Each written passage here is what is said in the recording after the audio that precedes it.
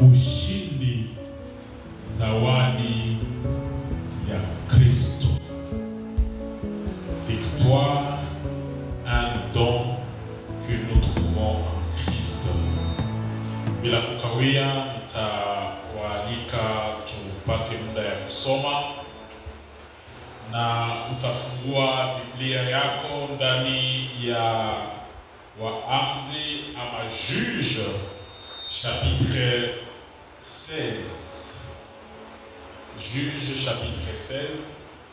Tunasoma kuanza 22 mpaka 30. We are reading from Judges chapter 16 verse 22 through 30. Cependant, les cheveux de sa tête recommençaient à croître depuis qu'il avait été rasé. Or, les princes des Philistins s'assemblèrent pour offrir un grand sacrifice à Dagon, leur Dieu, et pour se réjouir. Ils disaient, notre Dieu a livré entre nos mains Samson, notre ennemi. Et quand les peuples virent qu'ils célébrèrent leur Dieu en disant, notre Dieu a livré entre nos mains notre ennemi, celui qui ravageait notre pays et qui multipliait nos morts. Dans la joie de leur cœur, ils dirent qu'on appelle Samson et qu'il nous divertisse. Et qu'il nous divertisse. Ils firent donc sortir Samson de la prison et il joua devant eux. Ils le placèrent entre les colonnes.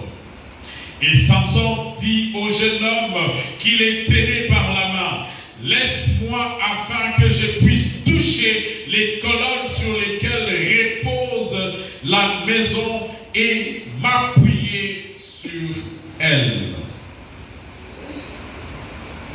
27. La maison était remplie d'hommes et de femmes. Tous les princes des Philistins étaient là. Et il y avait sur le toit environ 3000 personnes et femmes, 3000 hommes et femmes qui regardaient Samson jouer. Alors, Samson, 28. Alors, Samson invoqua.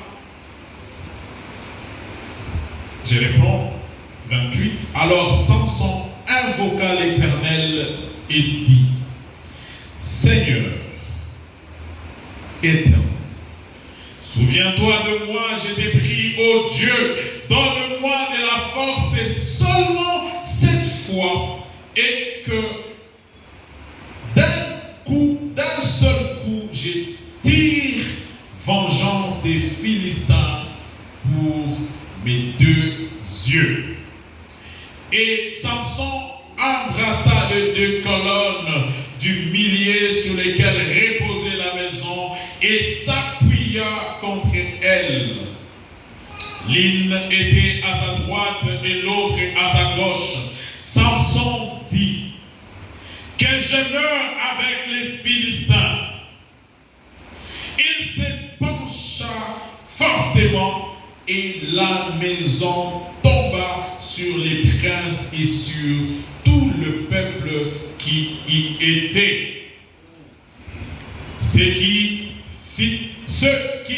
fit périr à sa mort furent plus nombreux que ceux qu'il avait tués pendant sa vie.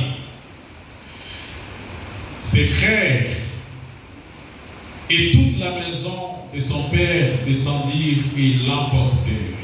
Lorsqu'ils furent remontés, ils l'enterrèrent entre Tsoréa et Ishtoal dans le sépulcre de Manoach, son père.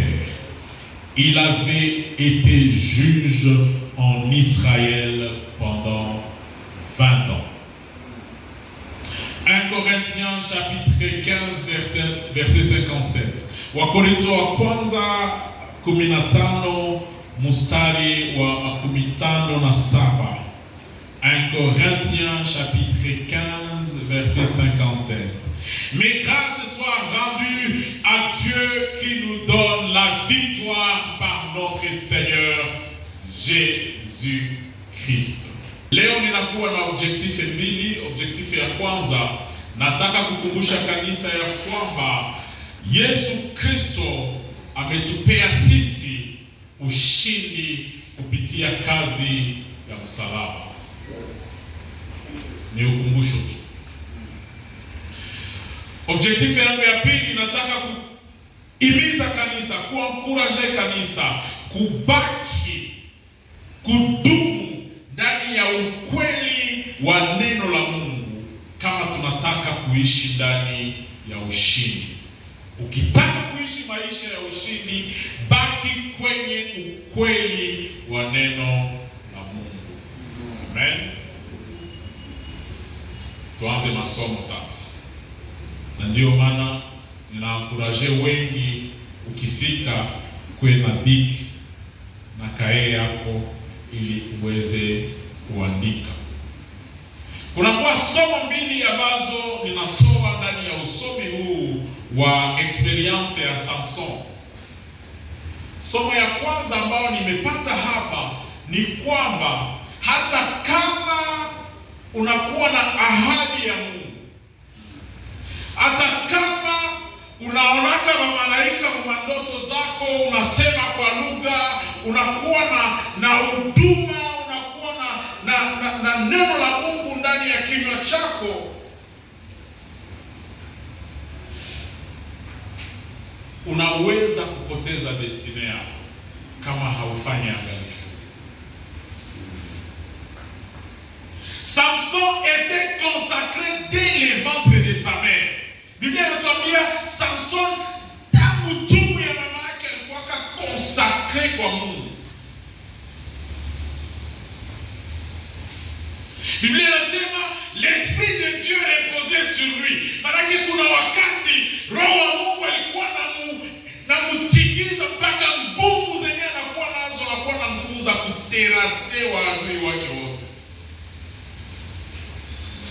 Lakini mwisho wa Samson ulionekana kama ahadi hizi zenye zilikuwa juu yake, ilifika wakati akazipoteza. Ilifika wakati akaenda mbali na njia ambayo Mungu alikuwa amempangia. Mfano mwingine ni mfano wa Musa. Musa aliitwa na Mungu ili atoe taifa la Mungu kwenye esclavage ndani ya Misri na kuwapeleka kwenye terre promise, Kanaani. Destiny yake ilikuwa ya mkombozi wa taifa la Mungu. Lakini Musa hakufikisha mission hii kumwisho. C'était sa destinée d'aller jusqu'à Canaan. Mais kuna wakati Musa alifanya dhambi, ambayo Mungu akamwambia utaona lakini hautafika. Na mbele Mungu amuue, Mungu ndiye alimaliza. Mbele Mungu amuue akampandisha kumlima, akamuonesha Kanaani njoo ile. Utaiona tu lakini hautafika. Watu wengi wamefanya vitu ndani ya maisha yao vimewatosha kwenye njia ya destiny yao. Umepokea ahadi za Mungu, umepata unabii, lakini haiko nafika, haiko naonekana maisha yako.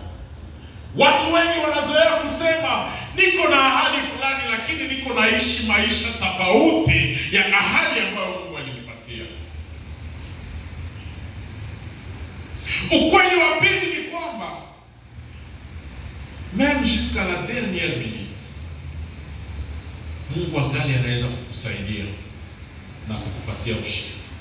Hata kwa dakika ya mwisho Mungu angali anaweza kukusaidia. Mungu angali anaweza kukusaidia. Angalia Samson, alikuwa amepoteza tumaini. Macho yalikuwa yametobolewa. Alikuwa anakuwa tuacha nikufe tu basi. Lakini mwa ile etape yeko natafuta kufa, akasema Mungu nisaidie. Biblia inatuambia Samson invoqua l'Eternel, akasema cette fois-ci unisaidie, hata kama njoo ya mwisho unisaidie. Mungu akamsaidia. Biblia inasema alisimama katikati ya hizi koloni mbili na akaweza kuangusha nyumba mzima.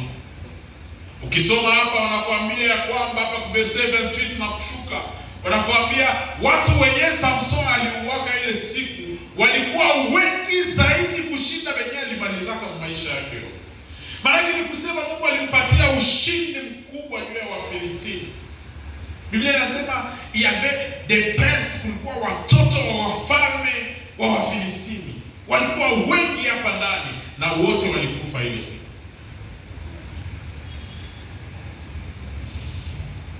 Mfano mwingine, mfano wa Yona. Yona alikuwa amekataa mission ya Mungu. Alikuwa ametafuta ajieshape. Biblia inatuambia samaki kammeza. Tunabariki Mungu kuona maombi ya Yona ndani ya tumbo ya samaki. Na wakati anaomba msaada wa Mungu, na Mungu akamsikia mwa ile etape yake ya mwisho. Mfano mwingine ni mfano wa Petro.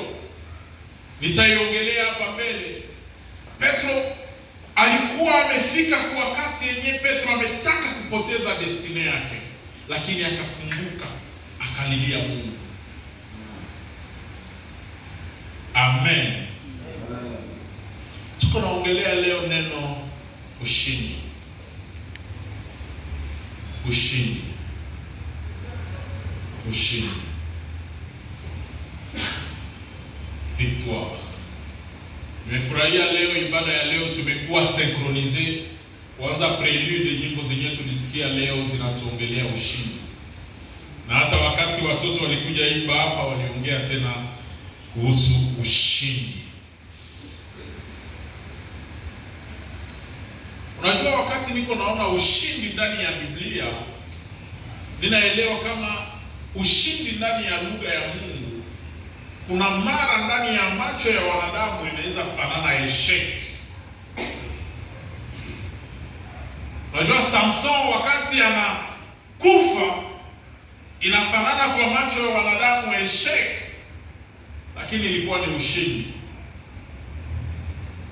Samson est mort en héros, en victorieux, sababu alimaliza waadui wa taifa la Mungu. Wakati yenye Yesu yuko anamtundika kumsalaba, kwa macho ya wanadamu ilifanana eshek. Na hata watu wenyewe walimuua, walikuwa na celebrate, wamesema tumemumaliza, tuone kwenye atasemea tena. Lakini kwetu sisi ni hii siku ndio tumepata ushindi. Ni ndani ya kifo ya Yesu ndio tumepata wokovu. Amen. Na wanaoandika waandike Colossiens chapitre 2 verset 15. Alors, ushindi ni nini? Ushindi ni nini? Wandugu wapenzi, ushindi ni nini? Wakati tunaongea victoire ndani ya ulimwengu wa kiroho, kupata ushindi ni kupata ushindi zidi ya mwili. Zidi ya mwili na zidi ya tamaa za mwili. Kupata ushindi ni kupata ushindi zidi ya dunia na maneno yake yote. Unajua kwa nini ninasema mwili? Sababu ukisoma maandiko ya Paulo, anasema mwili ni kama njo danger ya grave ama enemy wa grave mwenye mwanadamu kushindana naye ni nguvu. Anasema roho yangu inatafutaka nifanye mazuri, lakini mwili yangu inanipeleka kufanya mabaya. Ninasema ushindi zidi ya dunia, sababu dunia inakuwa na maneno mengi. Na Yesu anatuambia ndani ya hii dunia nyinyi mtakutana na magumu, mtakutana na mateso, lakini mtambue ya kwamba mimi nimeshinda dunia. Ndio maana Mkristo ambaye amepata ushindi ni Mkristo mwenye ameweza kushindana na mwili wake, ni Mkristo mwenye amepata ushindi dhidi ya dunia.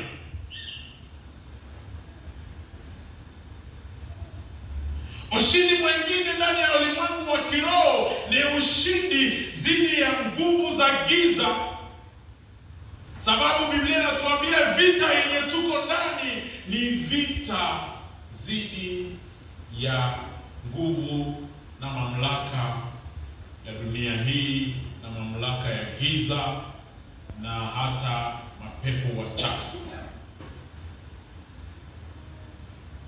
Na wakati tunaongea ushindi, tunaongea vita. Hawezi sema neno ushindi kwenye hakuna vita.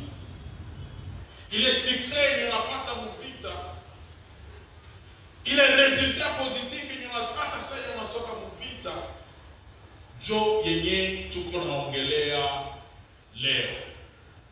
Na mtu mwenye anapata ushindi inaonekana kupitia resultat ndani ya maisha yake. Mkristo kusema uko victorieux, tunaiona matunda yenye unaonekana maisha yake.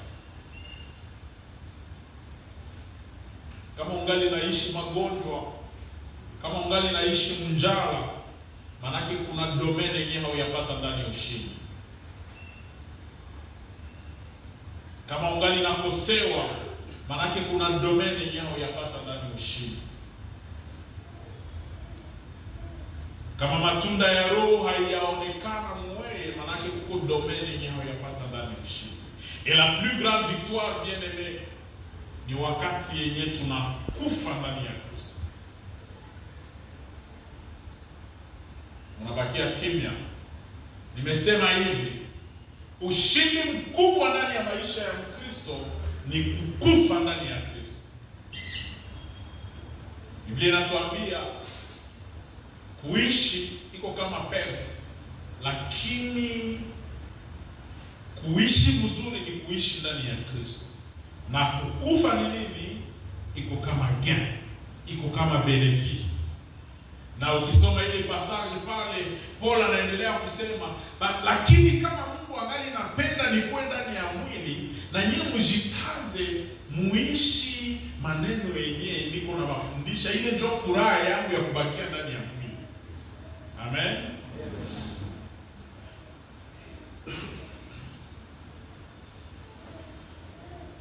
Acha tutafautishe ushindi na kushindwa. Unajua kwenye kuko ushindi ngambo moja, kunakuwa pia esheke ngambo nyingine. Na wakati mtu ameshindwa, wakati kumekuwa esheke maisha ya mtu, kunakuwa masinye zenye zinaonesha huyu mtu kweli ameshindwa. Mkristo, wakati unaishi mapete maisha yako, unapotezaka tu kila siku. Unapoteza mali, unapoteza watu kila siku na watoto kila siku. Mapete ziko naonekana kila wakati mfamilia yako. Mapete ziko naonekana kila wakati mnyumba yako, mbiashara yako. Anza angalia pale kuko esheke. Na inaomba uitumike hapo. Sinye ingine ya esheke maisha ya Mkristo. Kuna magonjwa yengine na kianga maisha ya Mkristo yenye inakuwa na majina complicated. Kuna watu wenyewe wanakuwa na magonjwa zenye banaweza fanya hata na maexamen kwa hospitali hawataziona. Magonjwa yenyewe yanarudia kila wakati. Sinye nyingine ya eshek ni kutokuendelea. Mfransa anasema stagnation. Ile terme kwa sina muangle kwa anglophone, stagnation. Uko tu fasi moja sama yenye mwanga kwa barabara, haishuke, haiendelee, uko tu fasi moja. Ukiona mtu mwenye ameshindwa kabisa, jole mtu mwenye attitude yake inakuwa ya kujijustifie, ya kutafuta ajidefendre yeye mwenyewe.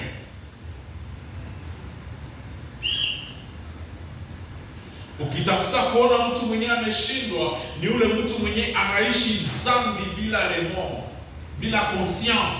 Uko naishi maisha ya dhambi comme si conscience yako bashaka iefase. Uko nafanya mabaya, lakini wewe hamuna tena ile sauti ya kukwambia hii ni mzuri ama hii ni mbaya. Unalifanya tu na hakuna conscience yoyote.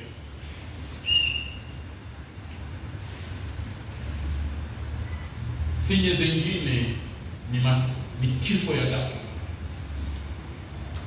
mort subite, na liste inaendelea. Maneno ni mengi ya kusema, lakini objectif yetu haiko ya kusema juu ya eshek. Tunapenda tuseme juu ya ushindi. Lakini puke usipate eshek maisha yako, acha nikwambie ma raison ama ma raison zenye zinatumaka watu wanashindwa. Nitakupatia sababu 10 zenye zinapeleka watu mueshek.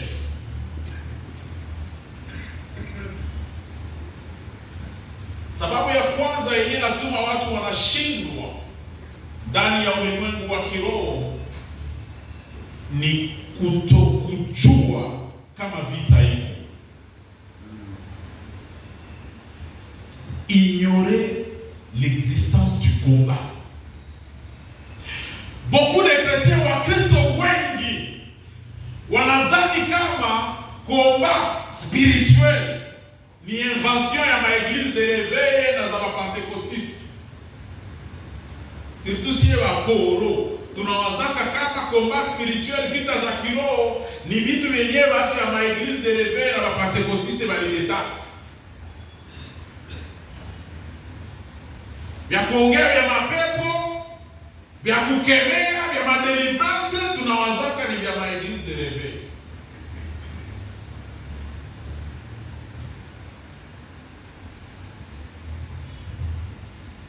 Na wengine wanasema ile madelivrance zile ni mamontage. Ndio. Kuko baaktere bamingi biko mu makanisa. Bakomedien bamingi biko mu makanisa wanafanya makata bapate kulala. Mais ujue kama vita iko. Usiignore uchawi uko. Na Biblia inatuambia wakati tunasoma Petro wa kwanza sura 5 mstari wa 8, anakuambia votre adversaire le diable rôde. Adui wenu shetani iko nazunguruka. Mkiswahili ya kule ngambo tunaita sema iko na zerera. Mfransai ingine tunasema iko na deambile. Iko natafuta nani atamrarua. Il faut être conscient que diable iko.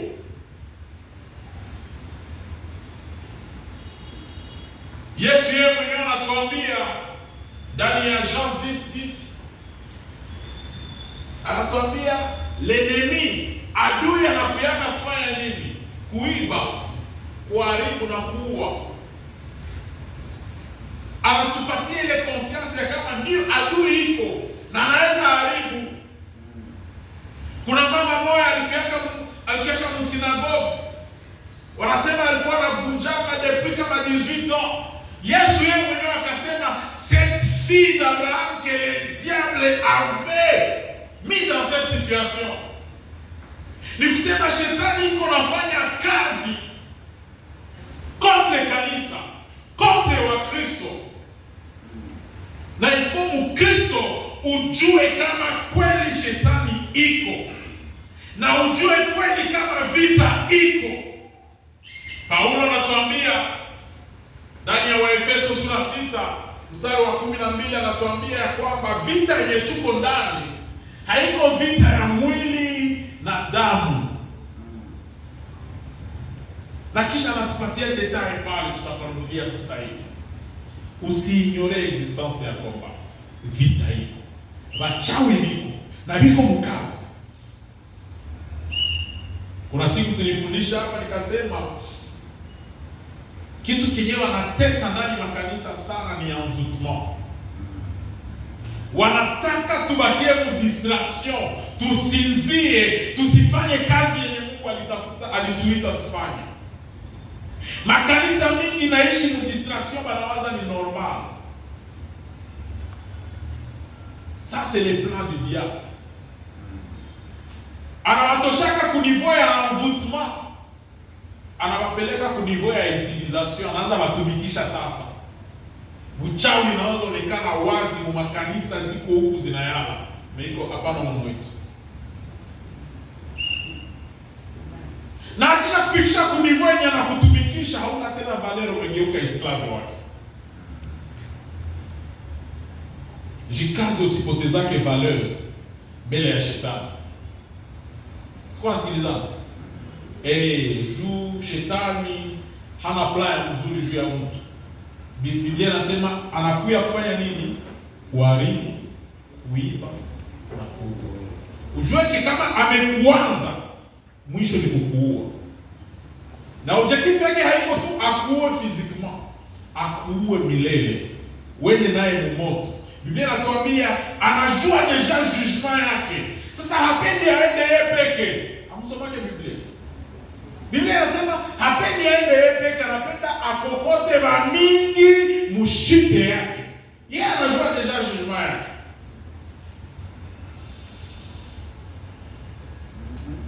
Raison ya pili, usiminimize enemy.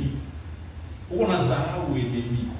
Unajua kwa maandiko zetu tunaimaka mkanisa, kanyanga shetani leo, unamkanyanga mkanisa. Si uko na mkanyanga niko na waangalia hivi. Uko na nikanyanga. Sasa unafika pale ile na kubana hivi unatetemeka. Usiishie atake zako ama komba yako munyimbo tu kuimba, tuko na imba, unacheza, unafuata luengea wengine. Kwa kwanza na conscience kiadui kile iko na nguvu. Biblia inasema ni malaika. Alikuwa parmi wa malaika wa nguvu.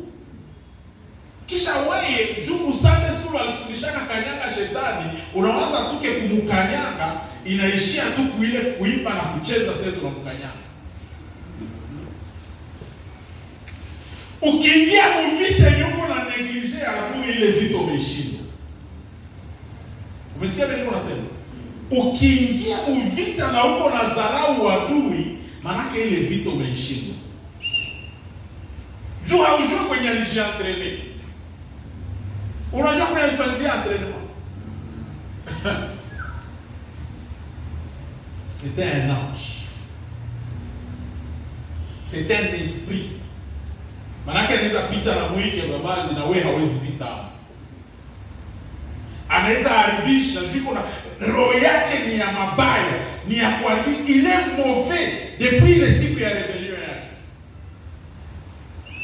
Donc hakuna kizuri kinaweza kufanya hapo kama anakufika. Usimneglige. Usineglige bachawi bebiko mu environnement yako. Siko nasema hivi ni kuogopesha. Niko nasema hivi juu kamate conscience. Kibatu mingi biko na eshue mu maisha, juu na ignore kwanza ke adui iko na kisha wanamdharau. Juu mtu mwenye uko na dharau hautajiprepare comme il faut contre yeye. Kubenye wanafataka football, sasa ni mnaenda ekipe mutere kwa ule wale tutawapiki. Wanawapigana na mnapata hapa. Msiwazarau. Biko na biko wanafanya kazi. Objectif yao bakuharibishie maisha. Bakutoshe mu destiny yako. Bakuue. Baime vyote vyenye Mungu alikupangia. Bakree kifo, bakree accident, bakree magonjwa, bakree mapete mu maisha yako.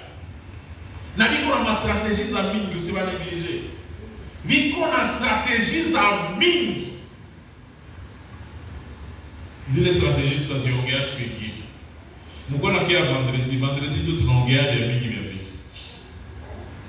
Neno lingine, usiignore ma instruction zenye tunatosha neno la Mungu.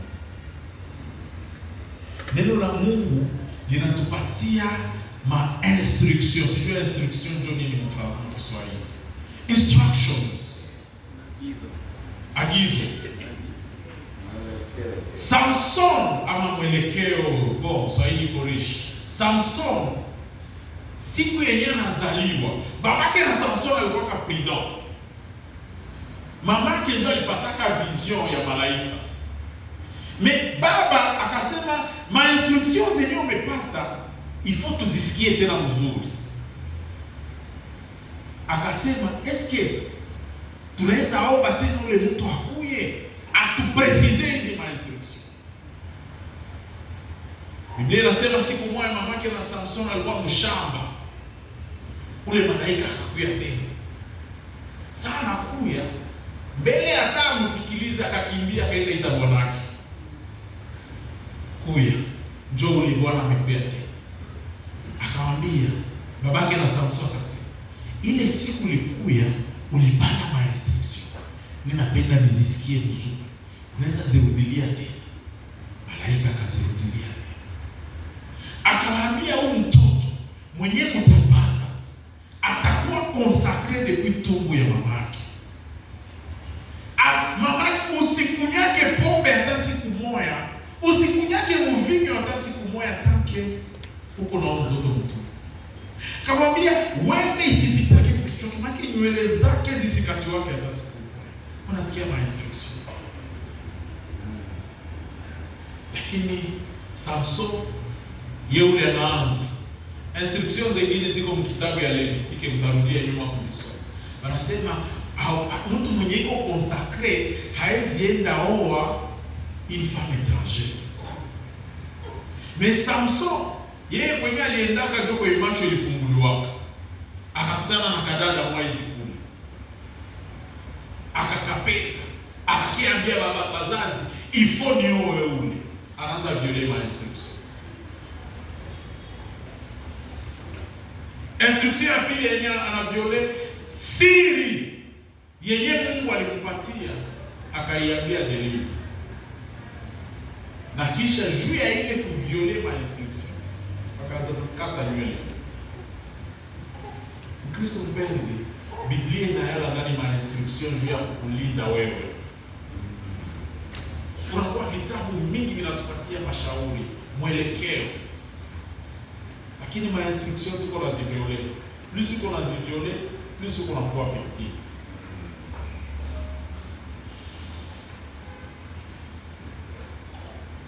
Raison ingine ya échec, tenda haraka, croire en sa propre force. Unajipiga kifua, unasema mie ninaweza, mie peke.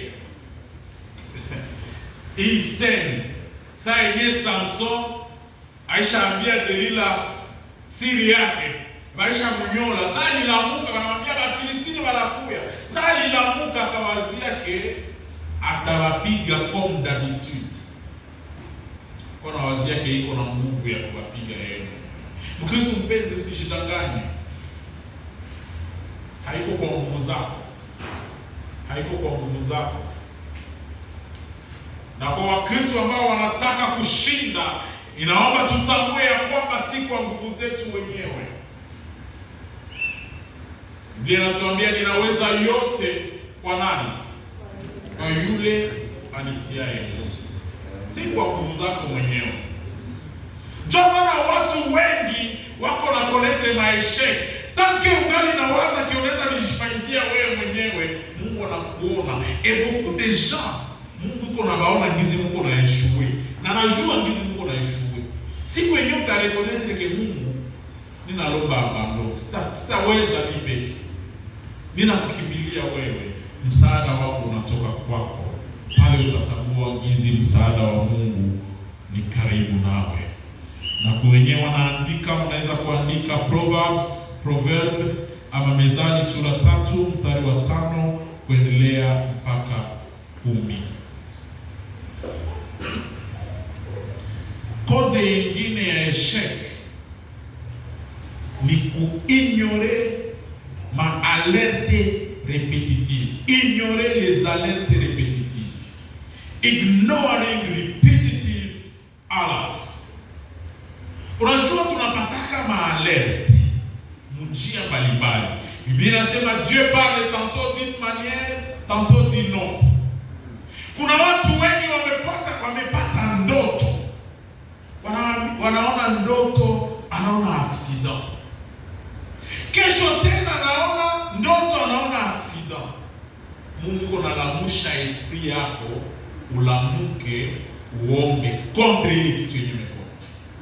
Tena unaona accident. Kisha unavineglige, unaona hizi ni madogo. Sasa utafanya accident, unagongewa miguu. Hapa mtu wa jamaa hapo anafanya accident, ndio unashuka. Kumbe nilionaka hata ndoto. Usinyole na alert. Zinaweza pia mu ndoto, zinaweza pia mu magonjwa. Unaona hii sehemu umegonjwa hii malaria, unaitunza. Après un mois tena unagonjwa ile ile malaria. Roho ya Mungu anakuambia lamuka, omba. Uko vitu vingine plus viko na jirepete. Plus viko na jirepete haiko tena normal. Mungu iko na alerte esprit yetu. Uko mnyumba asubuhi fere na kuanguka mkono. 45 minutes après unabomola plat. 2 heures après ça bassin ya masani kwa mikono yako inaanguka. Fanya attention. Mungu iko na alerte esprit yako. Parfois ndio kwenye Biblia inasemaka parfois même si hatujue omba parce que kuko vitu yenye esprit ya Mungu haita tu révéler clairement, mais unaomba. Pourquoi? Parce que l'esprit de Dieu intercède à notre place. Wakati yenye hatujue omba, hatujue sujet yenye il faut tuombe, mais ça yenye tunaobeire tunaingia kwa maombi. Lui il sait gizi ya kupeleka kualinye maneno mpaka zifikie kwa objectif. Hawezi jua yapata yenye Mungu anakuproteja kanali. Hawezi jua. Ile prière tu ya kidogo yenye unafanyaka en obéissance kwa alerte za Mungu. Hawezi jua yapata yenye Mungu anakuepanya kanali.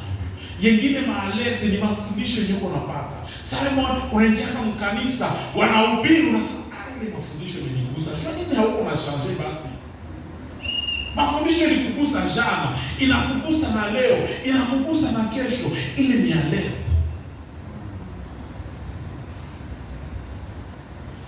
Yengine raison ya échec, faire comme la dernière fois. Na nifanya hizi nilifanyaka jana. Na nifanya hizi nilifanyia ile mwaka. Na reagir kwa hii situation, ngizi nilireagir tena. Samson aliyesea kangizi alikuwa anafaa kawaida, lakini ile siku ikashindikana. Bien-aimé, jifunze kutafuta orientation ya Mungu kila circonstance ya maisha. Vya leo hata kama vinafanana na vya jana, omba mwelekeo wa Mungu, sababu vya jana na vya leo haviko sawa sawa na haviwezi produire ma resultats moya. Dieu donne une nouvelle orientation pour chaque combat. Même si c'est le même ennemi. Même si c'est le même ennemi. Anakupatia orientation ya mpya kukila vita. Usiniende hapo tu ngulu ngizi wanasemaka. Tafuta mwelekeo wa Mungu. Tafuta mwelekeo wa Mungu. Raison nyingine ya échec. Nimeandika hapa porter les armes de Saul. Kubeba silaha za Sauli. Daudi anakuya, anasema mimi niko volontaire nataka pigana na nani? Na Goliath. Wanamuvalisha silaha za mfalme Sauli. Lakini vimekuwa kilo hata viweza. Wadugu wapenzi, tunazoea vala silaha za Sauli bila kujua. Wakristo wanaanguka mitego ya shetani kwa kuvaa silaha za shetani. Uko mvita ya kiroho, voisin anakuya, anaanza, anasema, anatukana. Wewe unataka kuonyesha nini? Unasema mimi sina kimya ya kusema, ushaanguka mtego. Na wewe umeanza umevala silaha yake bila kujua.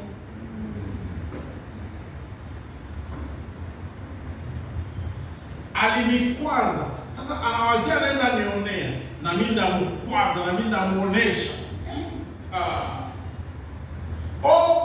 Katika situation juu ya kukajere ifo kusema kabongo kidogo, naona itilize kabongo kidogo.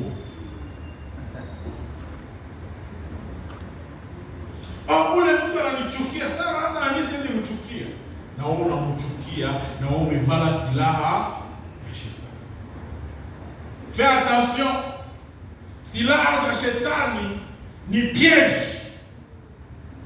Kisirani ni piège. Chuki ni piège. Kujibia mwenyewe kusema ni piège. Kutukana mwenyewe kutukana ni piège. Usiamkie ndani Mkristo mpenzi. Usiamkie ndani Mkristo mpenzi. Watu wengi reason nyingine ya kushindwa kwao ni kutokujua neno la Mungu. Bien-aimé, Josué anakuambia secret ya victoire, secret ya réussite, secret ya succès mu maisha yetu kama vile wa Kristo ni kumedite neno la Mungu usiku na mchana. Kama hujue neno la Mungu utapata victoire na Mungu. Même Jésus, juu ya kurepondre, juu ya kujibia atake za shetani, alitumiaka neno la Mungu. Wewe wachawi wanakuya, wanasema leo tutakumaliza, unawajibiani. Au unarudiaka mkitano, unaenda jigunjo, unasema basi maisha nifanyizia plan kuniua. Bien-aimé, acha nikwambie, mimi unaniambia nakufa, na mimi nakurudilia. Psalm 117 verset 18 inasema sitakufa, nitaishi na nitatemwanye makubwa ya Mungu. Ile njia ameipitaki ndani, unajua maenemi kwako wamini. Bien-aimé, mimi nakuya Psalm 23, l'Éternel est mon berger, je ne manquerai de rien. Même dans la vallée de l'ombre de la mort, il me protège. Adamu kwen njala Uganda, il dresse devant moi une table en présence de mes ennemis. Wewe hauna majibu yenye natoka kwa maneno ya Mungu. Bien-aimé, maneno ya Mungu ndio yananyamazisha shetani.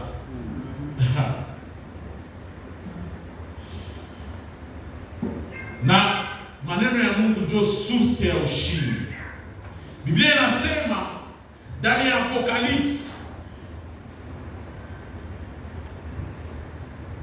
Jean anaangalia umati wa watu ambao wanavaa kanzu nyeupe. Kisha mzee mmoja anamuuliza, sasa unajua wale ni barani? Anasema sijua, kwa sababu wewe unajua. Kisha anamwambia hawa ni watu ambao waliosha kanzu zao ndani ya damu ya mwana. Kule pembeni kule chini wanasema ils l'ont vaincu. Walishindana na ule adui, walishindana na ule nyoka wa zamani kwa damu ya mwana kondoo na kwa maneno ya ushuhuda wao. Ils l'ont vaincu par le sang de l'agneau et par les paroles de leur témoignage. Tapata ushindi ndani ya neno la Mungu. Yengine raison ya échec, tu ne pries pas, hauombake.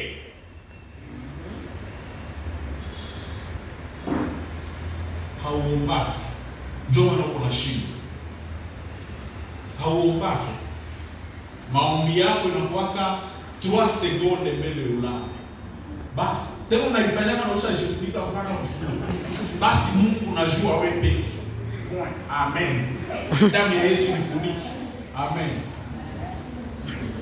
Na ukajitia kuomba vya mingi, utashtuka 3h du matin, haukumbuki hata na kitu ulianza.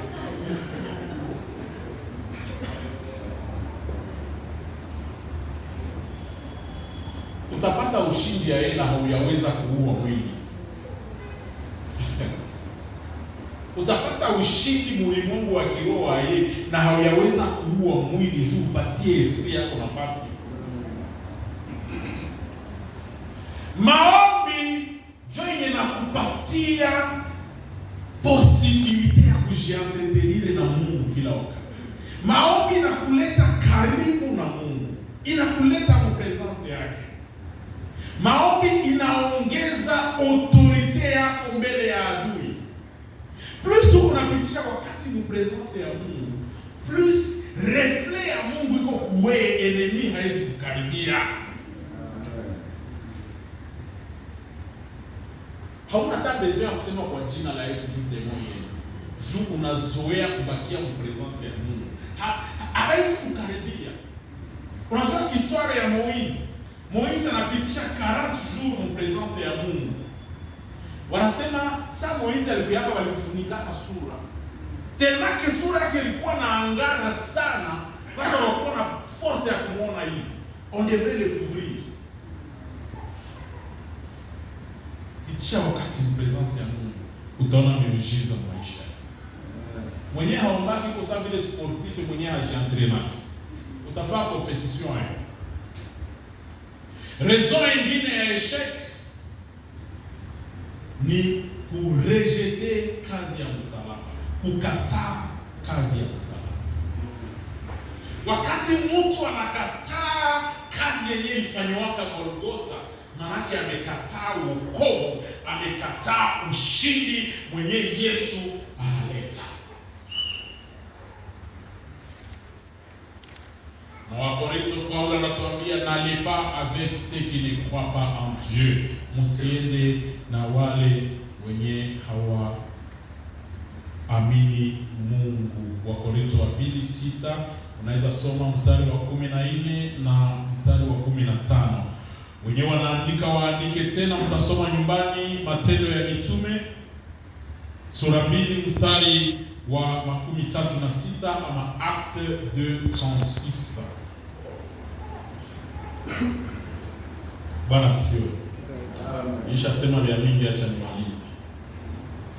nimalize na kuwapatia funguo ambazo zitakusaidia upate ushindi. Que faire pour avoir la victoire? Quelques clés pour vous aider, nous aider en tant qu'Église à obtenir la victoire. 1. S'assurer de son identité spirituelle. Ujue identité yako ya kiroho. Na acha nikwambie Mkristo mpenzi, chagua leo ni nani utamfuata. Acha nikwambie, hakuna vya katikati.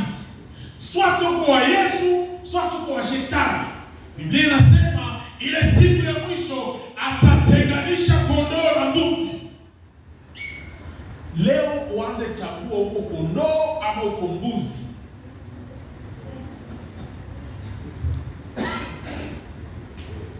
Chagua utamfuata nani. Ni wakati unafanya shua, wakati unakamata decision ya kufuata Yesu kuwa Bwana na Mwokozi wa maisha yako. Biblia inasema il leur a donné le pouvoir de devenir enfant de Dieu. C'est une nouvelle identité, une nouvelle créature. Anasema umegeuka kuwa mtu mpya. Wa zamani haiko tena, sasa umekuwa na identite mpya. Umekuwa mwana wa Mungu. Acha nikwambie, watu wenye wako na identite ya kuwa wana wa Mungu ni watoto wa Mungu. Ils ont une identité divine, rattachée à Dieu. Ukiwa mwana wa Mungu, vita ikainuka, atakudefend, atakupigania, jua na jua wake. Anakujua na wewe unamjua.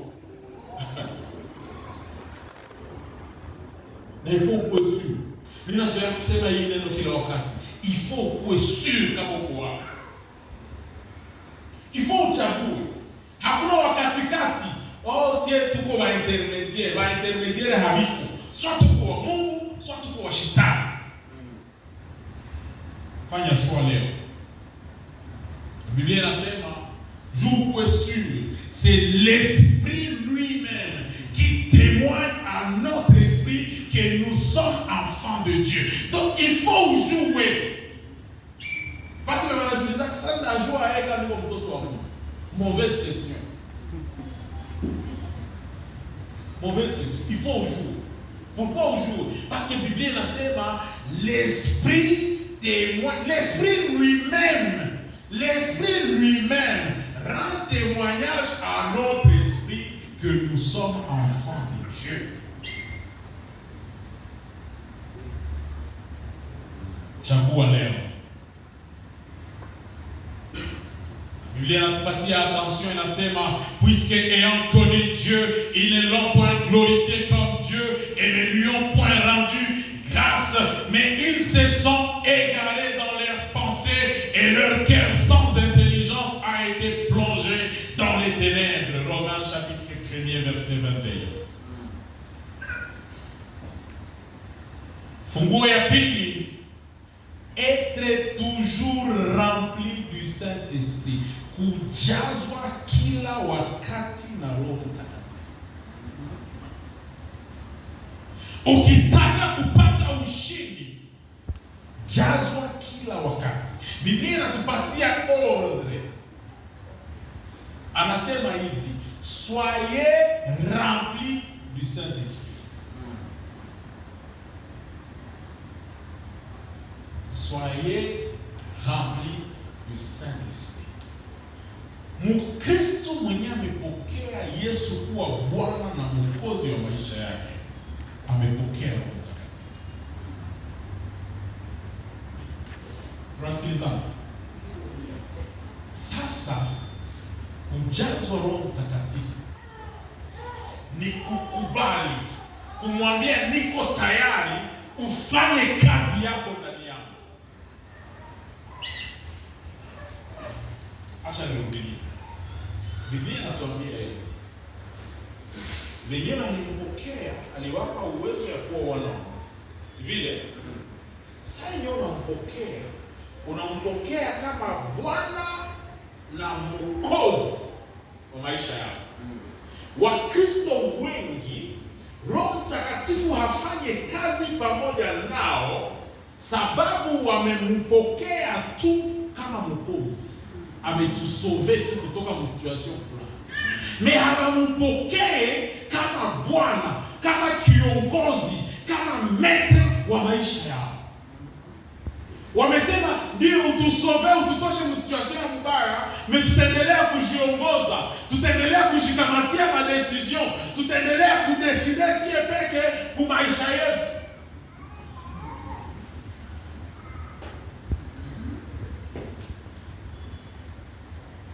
Leo anakupatia ordre, sois rempli de Saint-Esprit.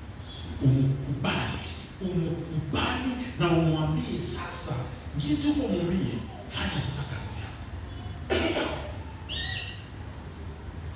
Na Roho Mtakatifu kile atafanya mwenyewe, atakuwa na kufunulia siri za mbinguni. Anakupatia masekret. Ndio unakutaka mtu mwenye iko na Roho Mtakatifu active mwenyewe. Discernement iko facile kwake. Parce que haidepende na akili yake, haidepende na sagesse yake, ni inatoka ku sagesse ya Mungu direct. Mtu mwenye iko na Roho Mtakatifu unaweza kudanganya mkimwili. Mesa Roho Mtakatifu atamfunulia yako. Hakuna kitu unaweza kuficha. Plus rien ne sera caché.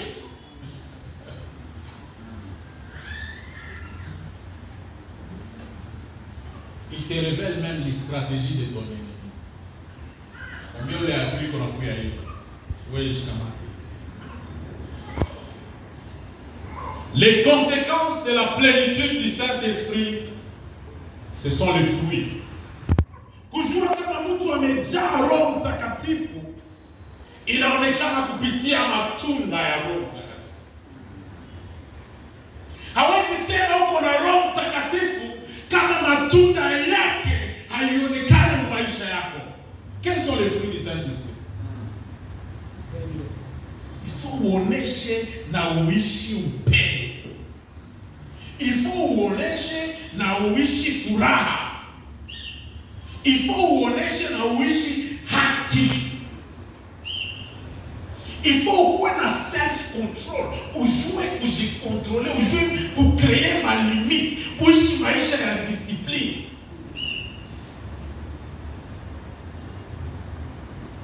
Galates 5:22. Hii verset kila mtu anapaswa memorize. Matunda ya Roho Mtakatifu. Funguo ya tatu, consulter Dieu avant toute bataille. Jikaze uende onana na Mungu, umuulize hii vita nitaingia ndani ya namna gani? Biblia inatuambia ndani ya Samueli wa pili 5:19 ya kwamba David consultait toujours le Seigneur.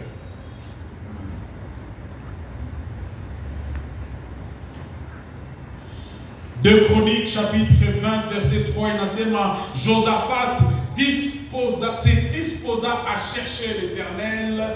Il publia un jeûne pour tout Juda. Wakati alikuwa anakonsulte Mungu juu ya vita, Mungu akampa orientation, akasema inaomba kwa hii jambo tuweze kufunga na kuomba. Funguo ya nne sitakawia hapa sababu niliongea maneno haya dimanche passé. Funguo ya nne, kama unataka ushindi, Biblia inasema portez toutes les armes de Dieu. Vaa silaha zote za Mungu. Waefeso sura 6 ukianza mstari wa 11 kuendelea mpaka 18 wanatuambia kwa nini vita na wanatuambia pia silaha gani tuweze kuvaa. Dimanche passé niliwaexplique maana ya ceinture. Ceinture ya ukweli. Niliwaambia maana ya justice ama cuirasse. Niliwaambia iko kama antibal. Mtu mwenye anaishi haki, masasi ya shetani hawezi mpata ovyo ovyo. Mtu mwenye anavaa ceinture hawezi ishi, mwenye anavaa ceinture ya kweli hawezi ishi maisha ya haya.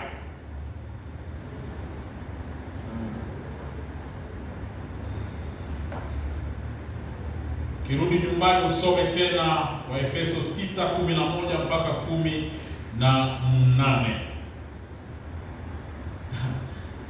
Funguo ya tano ambayo iko interesant sana. Fua nguo zako ndani ya damu ya mwana kondoo. Fua nguo zako ndani ya damu ya mwana kondoo. Kufua nguo zako ndani ya damu ya mwana kondoo ni kusema unakubali kazi ya msalaba. Unakubali ya kwamba Yesu amekufa kwa ajili yako na kwa ajili ya ondoleo ya dhambi zako. Na kufua nguo zako ndani ya damu ya mwana kondoo ni kujirepentir, kutubu dhambi, kutubu makosa, kujiachilia kabisa wewe wote ndani ya Kristo. Amen. Na wakati tunasema kujirepentir ni kusema una reconnaître kwanza makosa yako. Sababu hawezi tubu dhambi zenye hauko na reconnaître. Wa Kristo tunakuwa na shida ya kureconnaître. Tunafanya makosa mengi lakini conscience yetu inazimisha zile makosa mbio. Tunakuwa kama hatukufanya kitu. Etape ya kwanza ya repentance ni kureconnaître kama umefanya dhambi. Jean 16:18. Na wajua wakati mtu amefanya dhambi na create tristesse. Wakati Mkristo mtoto wa Mungu amefanya dhambi anapaswa umizwa, anapaswa kuwa na tristesse mroho juu ya Kenya alifanya. Meona unafanya dhambi na ungali na cheka, ungali na furahi, unaruka unafanya na fete. Unafanya dhambi.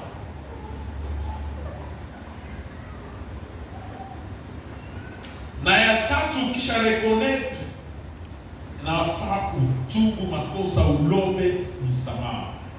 Proverbe 28:13. Na etape nyingine sasa, ukishaomba msamaha, usirudilie tena makosa. Décider kuchanger maisha. Décider kuchanger.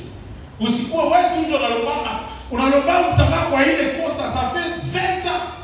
Unakia tu kila siku ile dhambi moja. Jikaze uchanger. Bien jirani changer. Changer. Changer.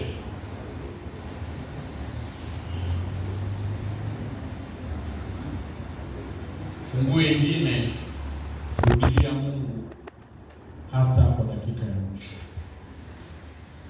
Na siku niliwafundisha hapa nikasema vile vya mwisho wenyewe vinabakia uviletee Yesu. Hata kwa dakika ya mwisho rudilia Mungu. Wakristo wengi wamekuwa na attitude ya kusema basi nishafanya dhambi ya nini siwezi rudia. Unajua objectif ya shetani uendelee kufanya dhambi juu ujieloigne davantage na Mungu. Sababu Biblia inasema dhambi zinatutenganisha na Mungu. Sasa shetani objectif yake uendelee kufanya dhambi juu distance yako na Mungu ikuwe mrefu. Kumsa kurudia ikuwe ngumu. Lakini acha nikwambie, hata kama umefika mbali mzambi, rudia.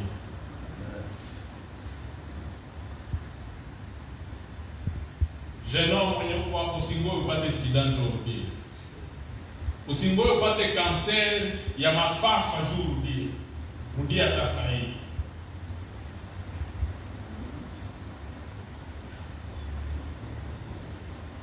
Rudia mbio mbio.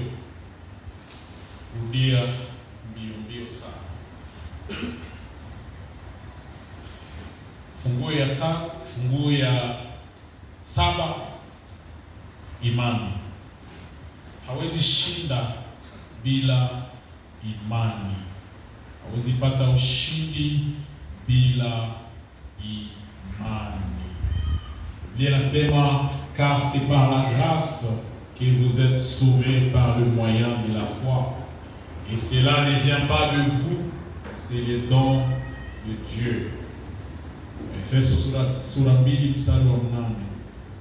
Na ukirudia ku texte yetu ni tulisoma tena kwa mwanzo ya 1 Corinthiens chapitre 15 verset 57, nayo wana insiste tena kwa hii neno. Hawezi pata ushindi bila imani. Wakati tunamaliza, ningetaka kukumbusha ya kwamba maisha ya ushindi ni maisha ya amani. Hapa duniani unaishi ushindi wakati unaishi imani, amani, furaha ndani ya Bwana. Wakati unaishi maisha ya komunio na Mungu kila wakati. Wakati umeshindana na dhambi na kujenga maisha yako ndani ya discipline. Na utambue pia ya kwamba ushindi wako ama maisha ya ushindi ni kado yenye Mungu ametupatia. Najua kuna kado mbili kubwa ambazo Mungu amepatia Mkristo. Ya kwanza ni uzima wa milele na ya pili ni ushindi.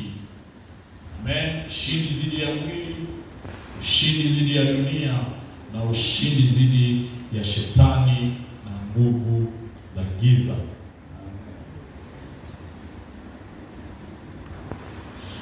Asubuhi ya leo